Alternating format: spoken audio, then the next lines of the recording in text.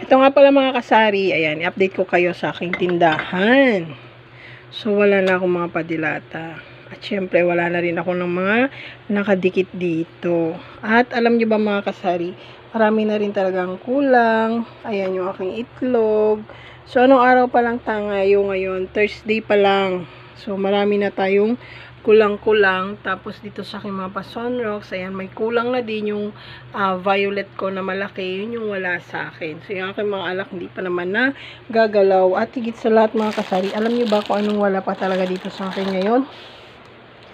Yung aking pauling. Kasi yung mga inuwi na sa ako ni Habi, wala masyadong uling. So, ito pa lang, kukunti pa lang, at mamaya magre-repack ako kasi paghapon meron talagang bumibili sa akin dito ng tigdalawang balot ng uling. So, hindi pa ako nakagawa kasi nga, inaantay ko pa yung ibang sako na inuwi dito ni Habi. Hindi niya pa kasi naiuwi kasi ulan. Hindi niya maisasakay. Nababasa kasi kapag magmumotor lang si Habi. So, ayan lang muna yung naipon ko na uling at syempre mamaya ire-repack natin yan at syempre sayang kung di natin ire-repack, diba? So, dito naman sa aking mga pachichiriya, wala namang problema at marami pa namang laman. Marami pa tayong stock ng chichiriya. So, mga Saturday, ganyan. Sigurado ubos na itong mga pachichiriya ko na ito. At syempre dito sa aking mga pabiskwit, ayan, hindi na muna ako namili. Meron akong re-repacking ditong asin. Ayan, magre-repack tayo ng asin. Kasi pinabili ko to kay Habi. Tapos meron din akong harina dito. Syempre, pagsabay na natin na ire-repack ito dahil ayan kung nakikita nyo, ilang piraso na lang yung aking harina. Tatlong piraso na lang yung harina ko. Tapos yung aking asin, ayan, kukunti na lang. Hindi ako pwedeng mawala ng mga ganyan dito mga kasari kasi mabenta. Meron din kasi talagang naghahanap dahil meron akong kapitbahay na talagang gumagamit ng asin.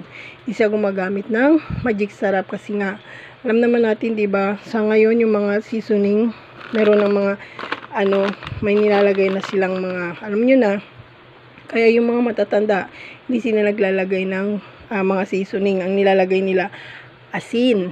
Yun yung nilalagay nila, kaya mabenta yung aking asin. So, dito naman sa aking mga parep, dami yung namang rep. Parep ko, ayan. So, syempre, meron pa naman ako mga pa-juice. Meron pa ako mga sito dyan.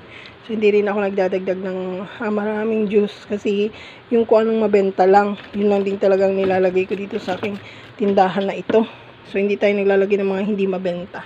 So, meron pa tayong mga pa-soft drinks dyan. At syempre, yung aking ice tubig, meron pa. Hindi na muna ako gumagawa ng ice tubig. Ang gagawin ko siguro yung aking yelo. Ayan na lang yung aking yelo, oh.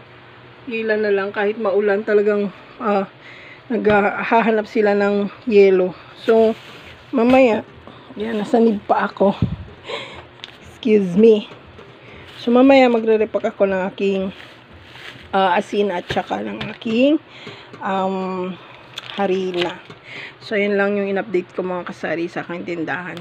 Kagabi maulan. At syempre ngayon, lumabas na rin yung araw. Pero yung, nakita nyo ba yung langit o madilim?